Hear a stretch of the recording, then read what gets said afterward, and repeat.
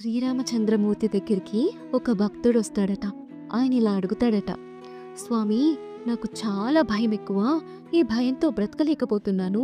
దయచేసి ఈ భయం నుండి నాకు విముక్తి కలిగించండి స్వామి అని. అప్పుడు రాముల వారు అంటారంట, సరే, నేను నీకొక దీపం ఇస్తాను. ఈ దీపం తీసుకొని ఈ అడవి వైపుగా ఈ రోజు రాత్రి ఊళ్ళోకి రావాలి నువ్వు అంటారట.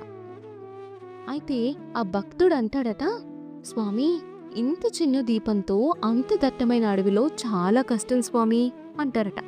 అయితే స్వామివారు అంటారంట, ఈ దీపం తీసుకొని అడవిలో ఒక్కడికి వేసి చూడు అంటారంట. సరే అని చెప్పి ఆయన ఆ రాత్రి ఆ దీపం తీసుకుని అడవిలోకి వెళ్తారు. ఒక్క అడుగు వేసి చూస్తారు. వేసిన తర్వాత ఇంకొక అడుగుకి కొంచెం వెలుతురు కనిపిస్తుందట. సర్లే కదా కనిపించింది అని చెప్పి ఇంకొక అడుగు వేస్తారు.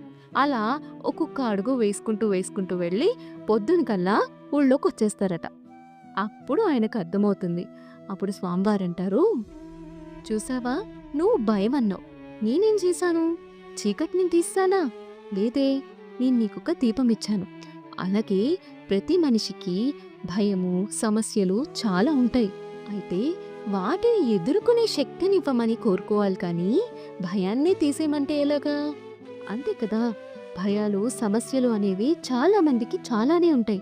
వాటిని ఎదుర్కొనే శక్తినివ్వమని కదా కోరుకోవాల్సింది. ఎంతైనా భక్తి మార్గంలో నడిస్తే ఆ స్వామివారే తన భక్తులకి దీపమై దారి చూపిస్తారు కదా. జై శ్రీరామ్.